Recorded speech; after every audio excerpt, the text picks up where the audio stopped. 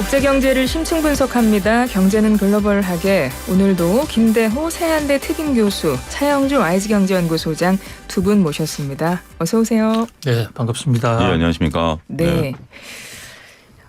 제가 인터스텔라라는 영화를 되게 인상 깊게 봤어요. 그러니까 공상과학 영화인데 그걸 보면서 야, 기대 반 또 하나는 의심 반 이게 가능하단 말이야. 뭐 이런 생각을 했었거든요.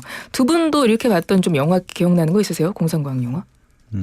저는 그런 것까지는 아니지만 저는 이제 소설을 읽었던 소설로 해절 이말리 뭐 이런 것들 네네. 정말 이루어지는 부분들이 있고 또 한 가지 지금 이제 우리가 했던 거 저는 갑자기 생각이 안 나는 게 그 화성에 가서 하는 마션 아니었나요? 마션 아니 네. 그 전에 그 훨씬 그 전에 화성에 이제 일하러 갔는데 네. 거기서 이제 보니까 그게 이제 뇌 의식이 어떻게 되는지 모르는 지금 이제 끝에 가서 결론 이상에 나는 그런 것들 보면 참 영화화 됐던 것들이 지금 우리 현실로 오는 것들이 최근에 와서 불과 한 20-30년 사이에 엄청나게 지금 이제 현실로 되고 있다라는 것이 새삼 놀라울 때가 있습니다. 예, 교수님은 어떠세요?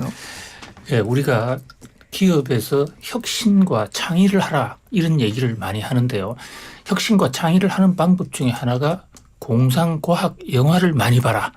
이런 어떤 교훈이 같이 따라다닙니다. 자, 예를 들어서 아바타 같은 이런 영화를 보면 우리가 다른 외계로 가서 움직일 수 있는 뭐 그런 현상들, 또 조지 오웰의 유명한 소설 1984년 그런 어떤 빅브라더 세상은 지금 AI가 들어오면서 상당 부분 지금 구현이 됐지 않습니까? 네.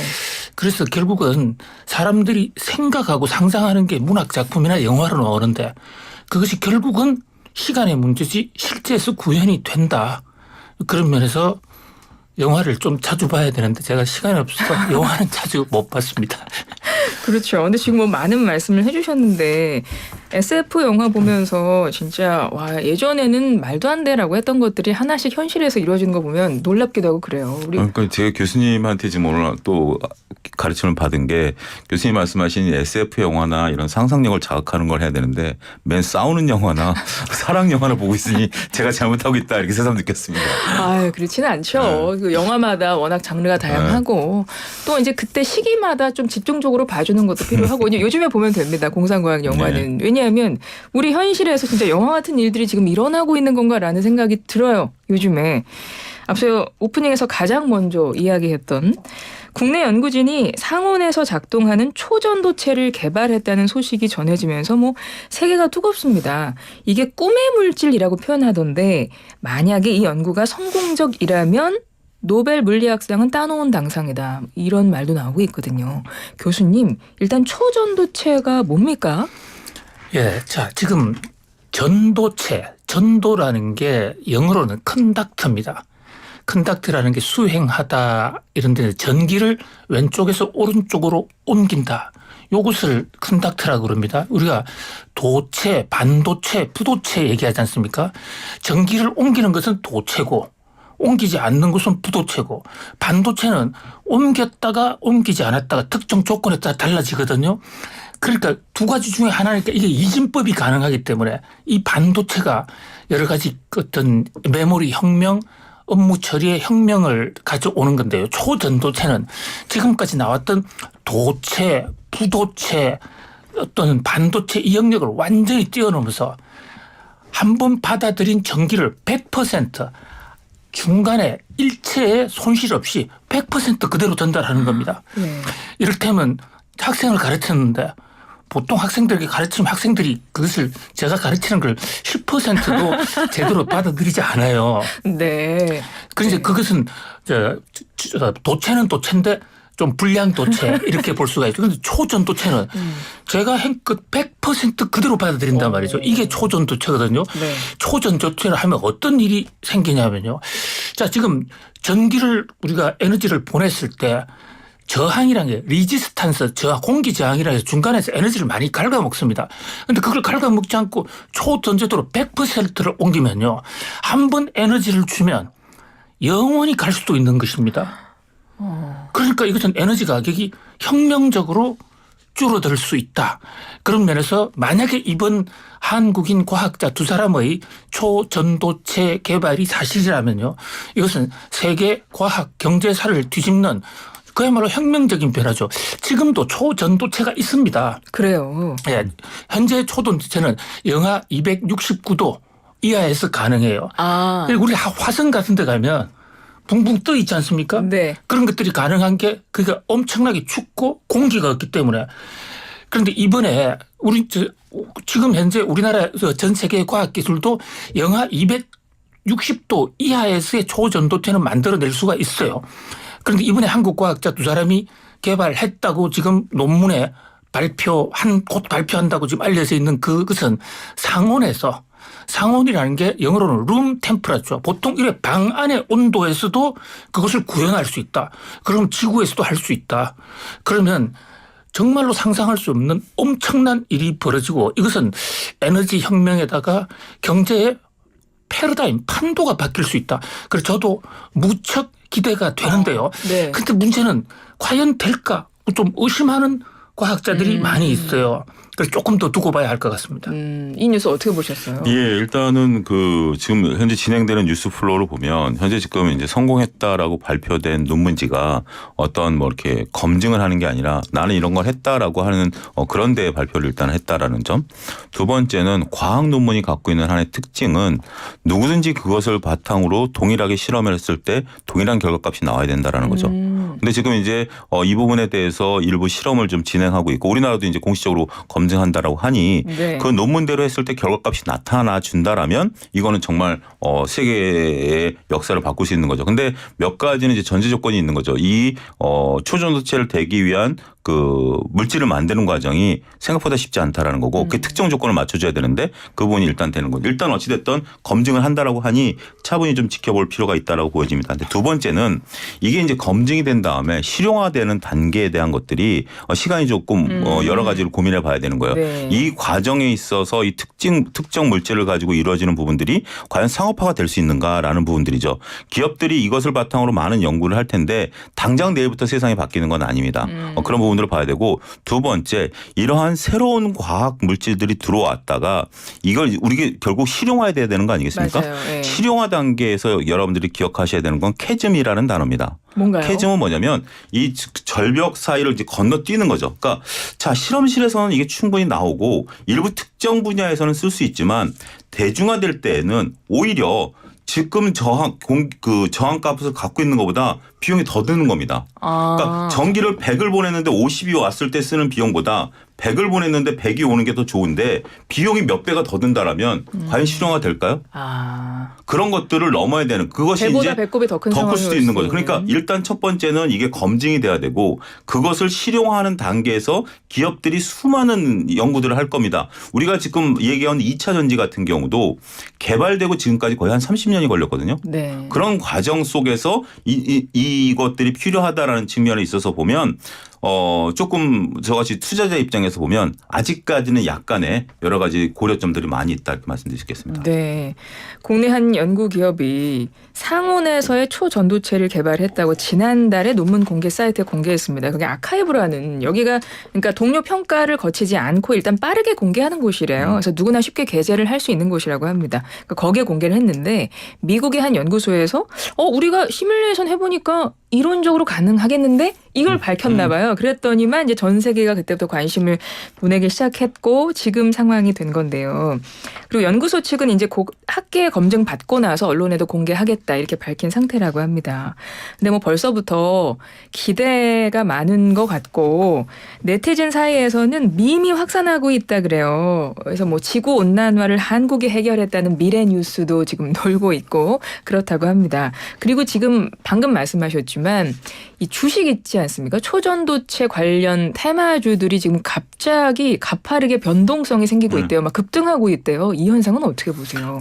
그렇습니다. 이제 보통 이제 주식 시장이 갖고 있는 하나의 특징 중에 하나는 어떤 그 이슈가 나오면 그 이슈와 관련된 주식을 빠르게 매매하는 분들이 존재합니다. 시장에 있어서의 그게 어떻게 보면 소식을 전달자의 역할도 있을 거고 유동성을 공급하는 것도 있어요. 뭐 여러 가지 긍정적인 면과 부정적인 면이 있긴 합니다만 시장의 한 모습이다라고 말씀드릴 수가 있겠죠. 어쨌든 초전도체가 몰고 올 수 있는 그 혁명의 가능성에 투자하시는 분들이 계신 거죠. 교수님 말씀하신 것처럼 충분히 우리의 역사를 바꿀 수 있는 패러다임이니까.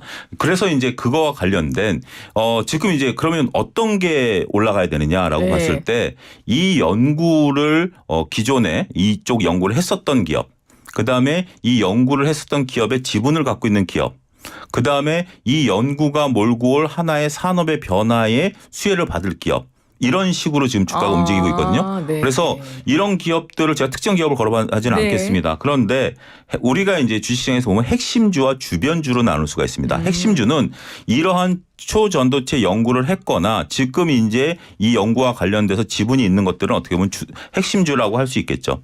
그렇고 이 산업이 개화됐다라고 치자. 그러면 전선이라든지 이런 것들이 수혜를 받을 거 아니야? 그건 이제 주변주가 되는 거죠. 근데 이제 처음에는 핵심주가 한 2, 3일 정도 강하게 상승을 합니다. 그러면 이게 진짜 되는구나. 어떻게 보면 재기적 현상을 또 일으키는 거죠. 네. 그러면 그걸 못 사니 주변주라도 사자라고 했는데 오늘부터 주변주들이 변동성이 시작된 거예요. 주식시장에서 그래요? 얘기한 변동성은 하락을 의미합니다. 그러면 핵심주는 아직까지 버티고 있어요. 그러면 예. 이렇게 생각해 보시죠. 핵심주들이 벌써 한 일주일 가까이 올랐고요.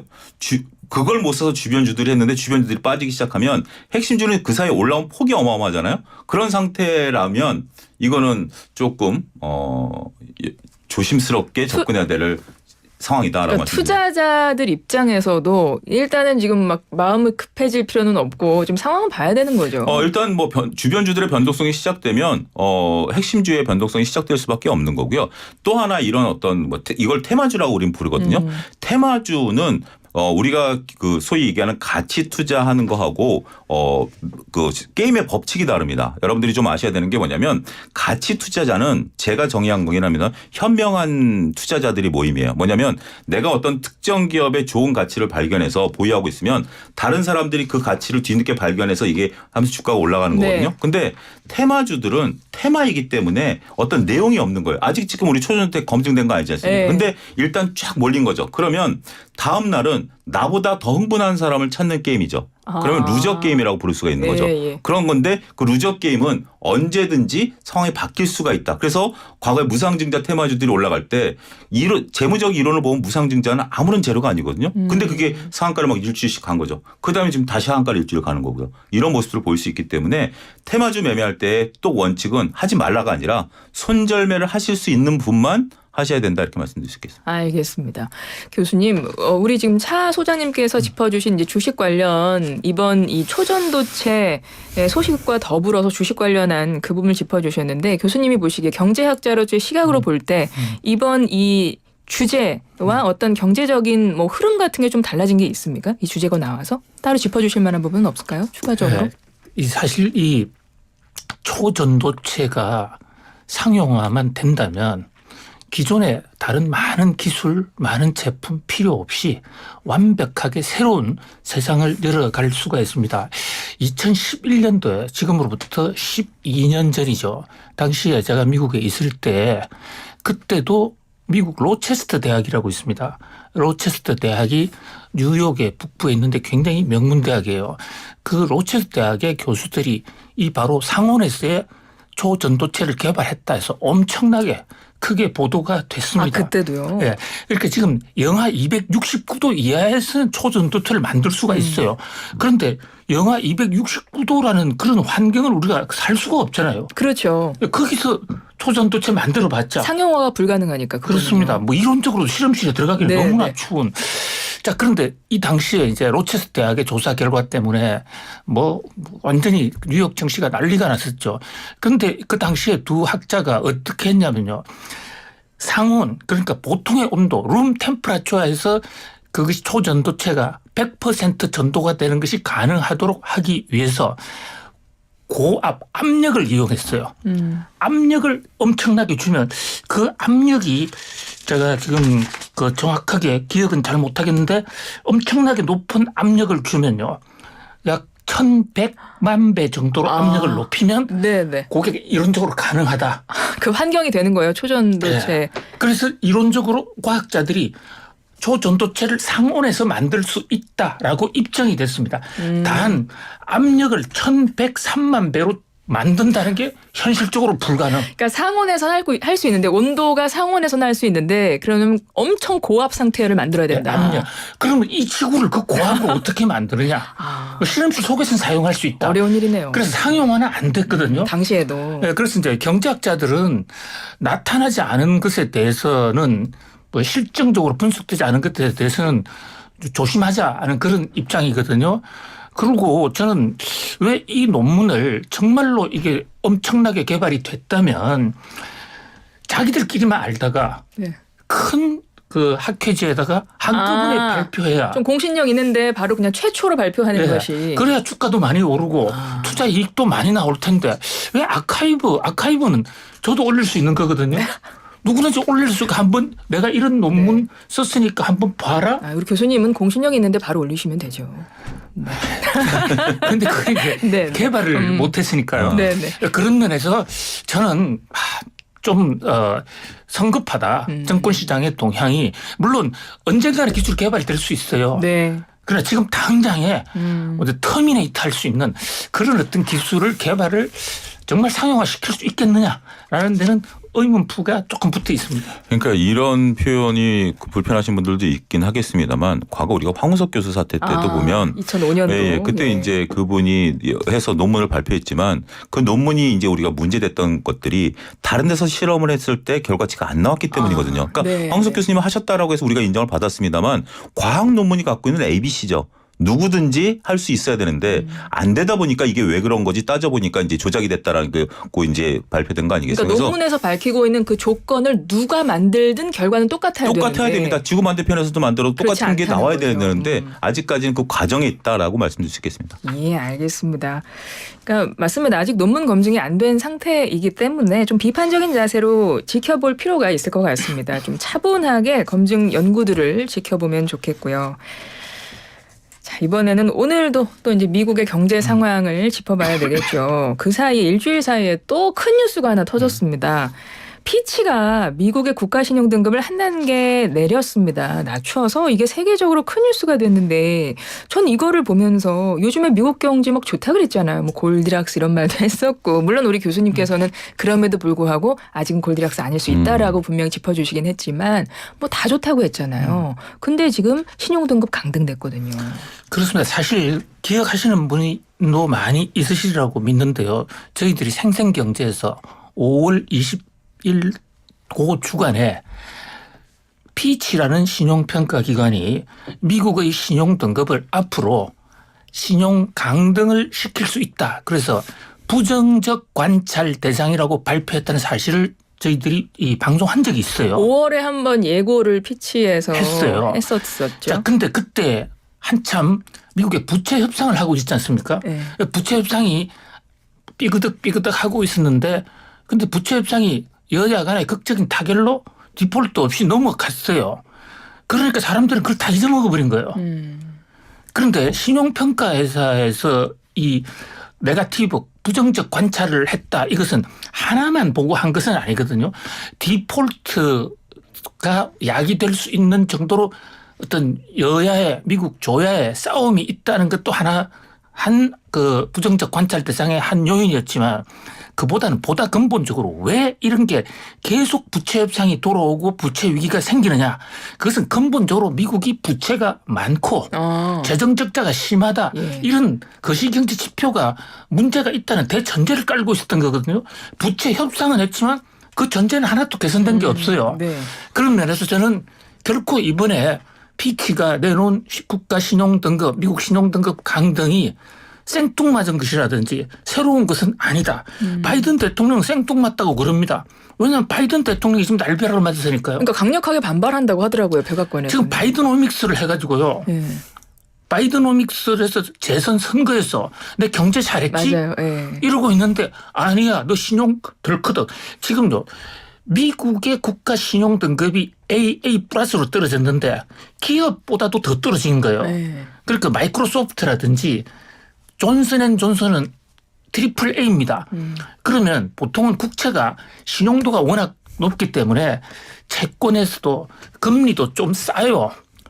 그런데 지금 마이크로소프트나 존슨앤존슨보다 신용 등급이 떨어지면서 국가 채권이 세계에서 최고 안전하다는 국가 채권이 회사채 등급보다도 더 떨어져서 지금 가격이 추락하고 있는 이런 상황이거든요.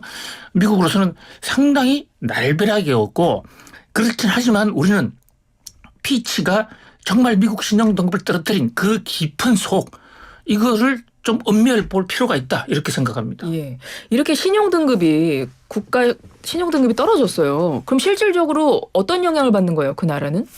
일단 근데 이게 좀 애매한데 미국이란 나라이기 때문에 미국이란 나라이기 때문에 다른 나라 같으면 교수님 말씀하신 것처럼 회사채보다 국가 신용등급이 떨어진다라면 그 가치가 일단 인정을 못 받겠죠. 그렇죠. 근데 이와 같은 사태가 2011년에도 있었습니다. 미국에서 2011년에 첫 번째로 강등이 있었죠. 그때 당시에 미국의 금융시장이 대혼란이 왔었습니다. 그때는요? 예, 그때 당시에 이게 발표된 이후에 하루 사이에 6%가 빠졌어요.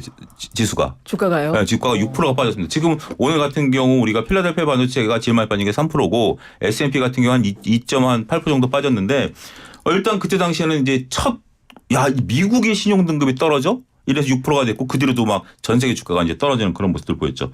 그때 이제 우려됐던 건 뭐냐면 지금 이제 김연아 아나운서 질문처럼 미국 국채가 무위험 자산이고요. 더군다나 기축통화라는 위치가 있었는데 이게 흔들리는 게 아니야? 이 부분이 가장 컸습니다. 네, 그러니까 심리적으로 기축통화를 해왔던 미국의 달러와의 지위가 사라지는 거 아니야? 라는 것 때문에 혼란이 됐었어요. 그만큼 신용이 떨어졌으니까. 신용이 떨어졌으니까. 예. 근데 지금 이제 미국 시장에 이제 오늘 새벽에 끝난 미국 시장이 떨어진 걸 갖고 하지만 한편에서는 뭐 이 정도는 뭐 감내할 수 있다라고 하는 게 학습 효과 때문이다라는 것이 국내외에서 나오는 것들입니다. 네. 그때 당시에 그런 게 있었지만 실질적으로 시간이 지나고 보니까 여전히 무위험 자산이고 그 달러의 지위는 흔들리지 않았다. 이번에도 더군다나 예견된 상황이고 과거의 사례를 봤을 때 미국의 기축통화를 대체할 만한 통화가 없기 때문에 이것은 신용평가기관인 니네가 얘기한 거지 우리는 뭐 그렇게 크게 하지는 않는다. 하지만 이미 10년물 국채라든지 이런 거 조금 안전자산 쪽으로 가려고 하는 그게가 이제 미국 그 통화가 갖고 있는 특징이죠. 이렇게 흔들리고 나면 오히려 그 위험 자산으로 봐야 되는데 국채를 안전 자산으로 보는 거죠. 네. 오히려 주식 시장보다는 채권 시장으로 좀 가려는 움직임들 이런 것들이 좀 나타났다라고 말씀드릴 수가 있겠고 뉴욕 증시 하락에 대해서는 오늘 이제 여러 가지 얘기 나오는 것들은 그동안 워낙 급등했었기 때문에 건강한 조정 정도. 그러니까 좀 어떻게 보면 좀 쉬어갈 타이밍을 잡지 못했던 시절 상황에서 적절하게 쉬어갈 타이밍을 좀 생긴 거 정도 이렇게 좀 이해할 수 있을 것 같습니다. 저 이거 하나만 여쭤볼게요, 교수님. 어제 이제 저희가 주식연구소라는 이제 주식 흐름을 좀 이야기하는 시간이 있어요. 이제 거기서 전체적으로 그러니까 미국 주가뿐만 아니라 뭐 우리나라도 어제는 주가 시장이 별로 안 좋았고 뭐 그러니까 미국의 그 강등이 국가 신용 등급 강등이 미국 그 한 나라에 영향을 준 것이 아니라 뭐 아시아 증시에도 조금씩 영향을 주고 그랬던 것 같은데 맞습니까? 저는 오히려요. 네. 미국은 괜찮을 겁니다. 오히려 미국은 미국이 괜찮고 아닌 나라가 텐트럼 현상, 그 경제학에서 말하는 텐트럼 현상은 거의 발작 현상. 술을 계속 먹던 사람이 마약을 피던 사람이 마약을 못 먹어서 부르르 뜨는 이것을 금단 현상. 텐트럼 현상이라고 그러는데요. 자, 왜 그러냐면요. 2011년도에도요. 그때도 8월 달이었습니다. 정확하게 8월 5일 금요일 저녁이었습니다. 그때 갑자기 S&P라는 신용평가에서 미국의 신용등급을 콱 떨어뜨렸어요. 네. 그런데 금요일 저녁이니까 주가가 거래가 안 됐습니다. 그 일요일 날 뭐 이게 어떻게 되는 거냐 아주 고민하다 월요일 날 딱 장을 여니까 월요일 날 뉴욕 증시 6% 떨어졌거든요. 그리고 그 충격이 약 한 4개월 정도 갔어요. 미국도 난리 났습니다. 근데 미국은 15%밖에 안 떨어졌어요. 아시아 증시 60%가 떨어졌습니다. 난리가 났습니다. 왜 그러냐면요. 네. 지금 우리 차수영 박사도 일부 얘기를 해 주셨는데요. 자, 지금 신용 등급을 떨으면 미국의 국채 이거 믿을 수가 없어. 그렇지 않습니까? 그게 신용 등급이거든요. 그러면 시중에 돈을 갖고 있는 사람들이나 여유 자금 입장에서는 그동안에 미국 국채가 안전하다고 해서 안전자산을 넣어놨는데 미국 국채를 못 믿어? 그럼 다른 데로 어디로 갈까? 한국으로 갈까? 아프리카로 갈까? 갈 나라가 없는 거예요. 그리고 미국이 만약에 국채가 그 공신력을 잃어가지고 미국이 국채 발행을 못하면 미국이 재정 파탄이 됩니다. 미국이 재정 파탄이 되면 미국은 달러를 계속 찍어낼 수가 있지만 그 달러에 의존하는 다른 나라들은 기축통화를 중심으로 한 세계의 근간 질서가 흔들려 버려요. 그러니까 달러가 없는 신흥국들은 아주 근본적으로 흔들릴 수가 있는 것이거든요. 그런데 다행인지 불행인지 이번에는 피치가 신용등급을 떨어뜨리면서요. 다음 신용등급 예상치에 대해서는 그냥 안정적이라고 얘기했습니다. 그런데 12년 전인 2011년에 S&P는 당시 미국 신용등급을 떨어뜨릴 때 또 한 번 더 떨어뜨릴 거야. 그렇게 강력하게 경고를 했거든요. 그래서 그때만큼은 충격은 좀 당할 수도 있는데 그러나 미국이 흔들리게 되면요. 세계가 불안하면 우리가 금융자산을 안전자산과 위험자산으로 분류합니다. 그런데 상대적으로 나중에 떼일 가능성이 없는 게 안전자산인데 그래도 미국은 신용등급이 한 등급 떨어져도 다른 나라도 높아요. 여전히. 네. 2단계란 말입니다. 예. 미국이 1단계에서 2단계 떨어졌다고 7단계에 있는 채권을 살 수는 없는 거 아닙니까? 그렇죠. 불안하면 오히려 미국 쪽으로 신흥국이 더 위험할 수 있다. 이 점을 좀 조심해야 될 것 같습니다. 짧게 그렇군요. 2011년과 지금과의 경제 상황도 좀 비교해 볼 필요가 있다라고 봐요. 2011년에 어떤 얘기였냐면 유럽 재정 위기가 심해졌던 시기입니다. 네. 그러다 보니까 미국의 이제 신용등급이 떨어지면서 유럽발 위기가 좀 심해질 수 있다라면서 그때 당시에 그렇지 않아도 유럽발 위기 때문에 전 세계 경기가 흔들리고 있었던 상황에서 거기에 이제 가속 페달을 밟았다라는 게 2011년과 지금과의 또 차이점이고요. 또 한 가지는 그때 당시에는 돈을 풀던 시기예요. 근데 지금 돈을 옥죄던 시기죠. 그러다 보니까 지금 오히려 돈을 풀 수 있는 상황으로 변할 수 있다고 보면 통화의 여력도 좀 그때와 좀 다르다라는 것들이고 마지막으로 보면 그때 당시에는 이제 긴축으로 선했던 미국 재정이 그랬는데 지금은 미국이 투자에 따라서 오히려 재정이 확보가 되고 있는 시기이기 때문에 지금 이제 우리 증권사에서 나온 한 증권사에서 나온 보고서인데 네 가지 면에 있어서는 그러니까 똑같은 현상이지만 그때 당시의 경제 체력과 지금의 경제 체력과 상황이 조금은 다르다. 그렇기 때문에 그리고 학습 효과가 일단 가장 크다라는 점을 강조하고 있다라는 점도 말씀드리도록 하겠습니다. 네.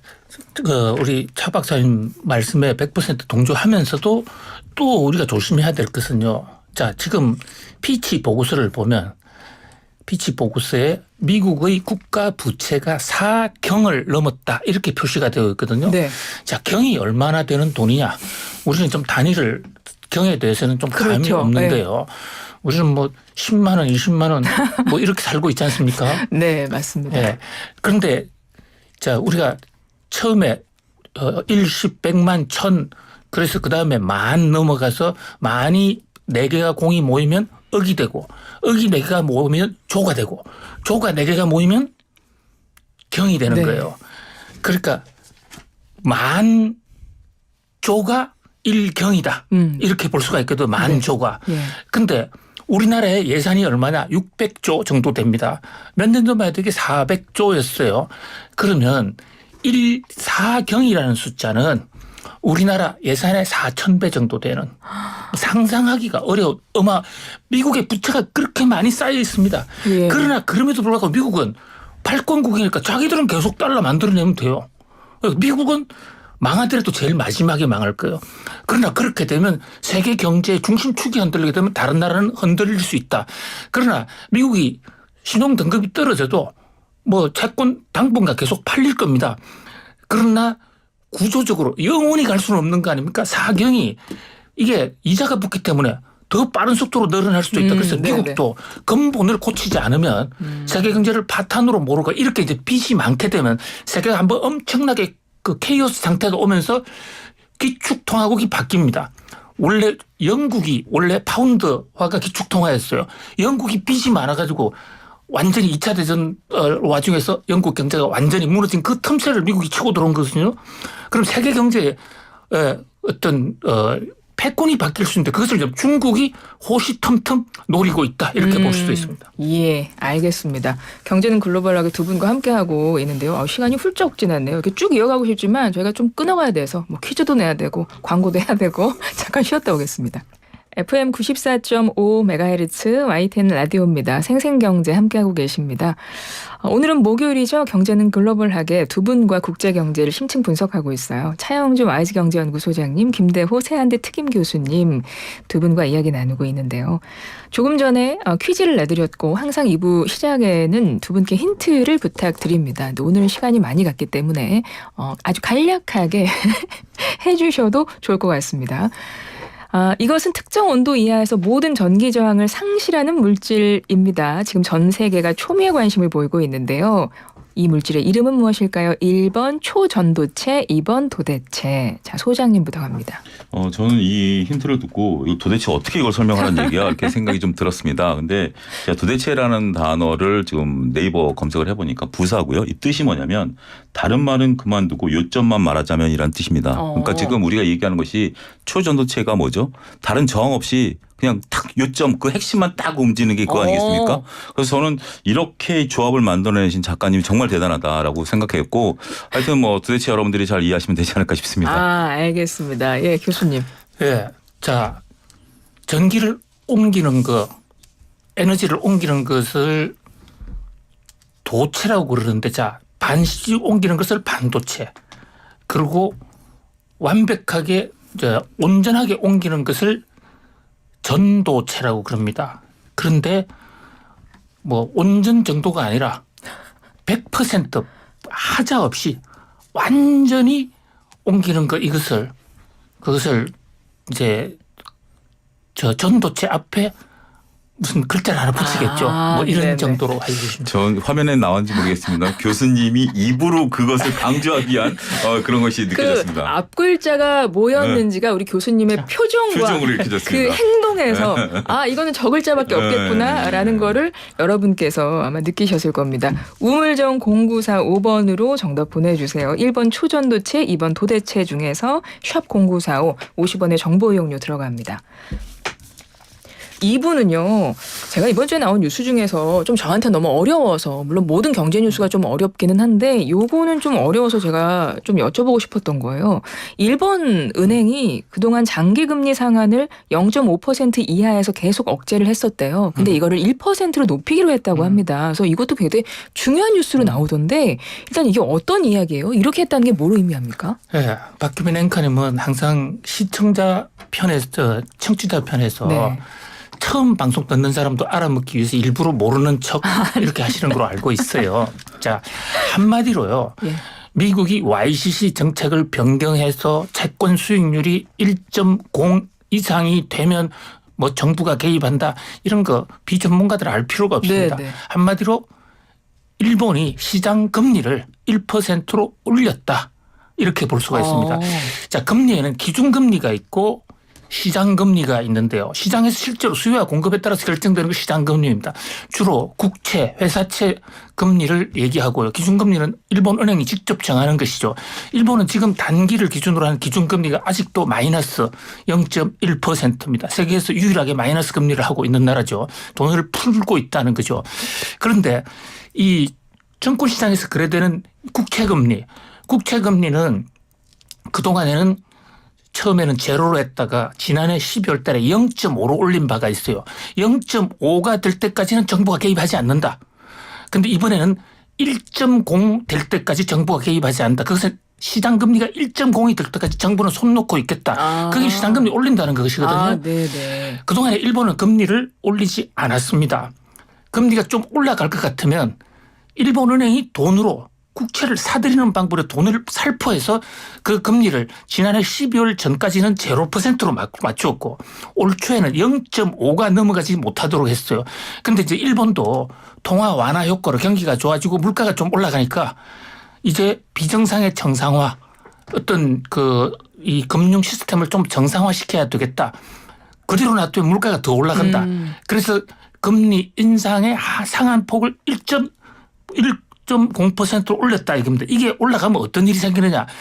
일본 엔화 가치가 좀 상승할 겁니다. 우리나라 일본 엔화가 워낙 싸니까 한국 돈을 일본에 가서 엔화로 바꾸면 그냥 대박 난 거죠. 그래서 여행 많이 했는데 네네. 앞으로 좀 올라갈 수 있다. 엔화 가치가 올라가면 예. 그러면 일본 엔화 환율 입장에서는 환율이 떨어지는 건데 그렇기 때문에 엔화에 몰빵한 분들 그분들 좀 조심할 필요가 있고요. 네. 자, 그다음에 엔캐리 자금이라고 하죠. 그동안에 일본이 금리가 너무 낮으니까 일본의 강남 복부인들이 계세요. 와타나베 부인이라고 그러거든요. 와타나베 센세이 여사들인데 네. 이분들이 일본의 금리가 낮으니까 다른 나라로 전부 돈을 투자를 했어요. 그것을 엔캐리 트레이드라고 그럽니다. 엔을 가지고 다른 나라로 가장 많이 들어간 데가 미국, 네덜란드, 호주 이런 나라인데 그런데 일본이 이제 금리를 쳐준다. 그럼 그 돈이 한꺼번에 빠져나올 수가 있어요.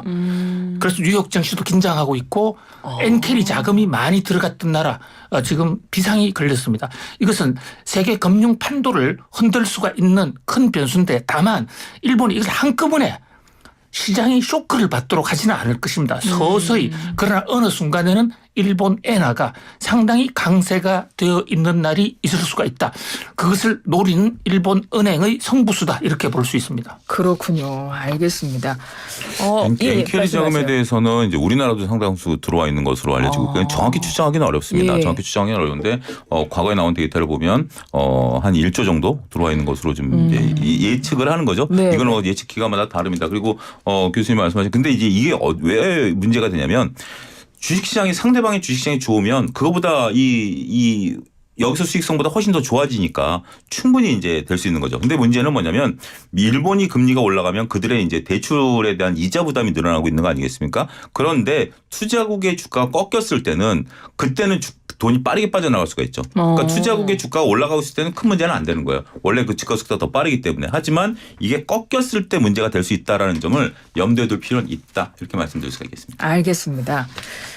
그리고 중국 얘기 또 해볼게요. 사실 중국 이야기는 저희가 매주 했었고 중국 상황이 안 좋다 이런 얘기는 늘 했었는데 지금 연일 계속 나오고 있는데 이번에는 중국 같은 경우 지금 디플레이션 징후가 뚜렷해지고 있다라는 뉴스가 또 나왔고 중국 상황이 그럼 점점 안 좋아진다는 건가라는 생각이 들었어요. 이 뉴스를 보고. 그래서 뉴스를 쭉 읽다 보니까 그 근본적인 이유로 꼽는 것이 가라앉은 소비라고 원인을 꼽더라고요. 맞습니까, 교수님? 최근에 그 차 박사님이 예. 바로 그 중국의 디플레와 소비 부진 현상을 조사하기 위해서 홍콩을 다녀오셨어요. 예. 그 차 박사님부터 먼저 한번 말씀해 주세요. 그건 제가 6월 달에 갔다 와고 부분들이고요. 근데 이제 지금 현재 그 여러 가지 중국의 소비와 관련된 데이터들을 보게 된다면 유럽 기준으로 보면 유럽이 그러니까 전년 대비해서 중국 관광객들이 한 20% 정도 늘었답니다. 근데 저도 이제 홍콩을 갔으니까 홍콩 입장에서는 외부 관광객들이 들어온 거죠. 그런데 중국 관광객들이 과거 유럽에 갔을 때의 싹쓸이 쇼핑이라든지 뭐 이런 것들이 되게 유행하지 않았습니까?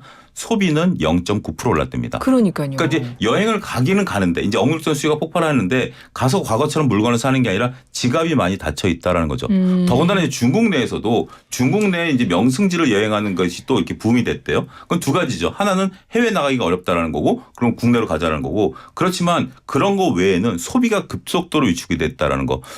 소비가 위축된 건 두 가지가 있습니다. 하나는 물가가 너무 많이 올랐다라는 거죠. 네. 돼지고기 가격이 3배가 올랐기 때문에 일단 돼지고기는 먹어야 되고 그러면 다른 소비를 줄일 수밖에 없는 거죠. 그리고 현재 지금 미국의 중국이라든지 이런 쪽들의 이제 고용 상태가 상당히 안 좋고 청년 실업이 거의 뭐 3분의 1 이 실업자다라고 하니까 이러한 것들이 이제 문제시되고 있고 여러 가지 이제 되다 보니까 현재 지금 더구나 부동산 경기가 악화돼 있고 더구나 그거에 대한 어떤 부담 이런 것들이 되고 있기 때문에 우리가 이제 코로나가 해제가 되고 나면 억눌렸던 소비가 일어날 것이야라고 봤지만 오히려 이런 것들이 경기를 아예 그냥 바닥으로 누워버리게 만드는 상황 그렇기 때문에 실질적인 소비가 못 늘어나고 있다 이렇게 말씀드릴 수가 있겠습니다. 제가 궁금한 건 뭐냐면 지난번에 교수님께서도 짚어주셨던 게 코로나 때 중국의 대응이 너무 간 것 아닌가 지금 그게 좀 원인일 수 있다라고 한번 짚어주셨던 게 기억이 나는데 저는 아니 그렇다면 시간이 지나면 이게 당연히 소비가 올라와야 되는데 이게 지금 너무 길어지는 것 아닌가. 중국의 경기는 진짜 살아날 수 있는가가 좀 궁금해서요. 예, 중국이 코로나 전에도요. 예.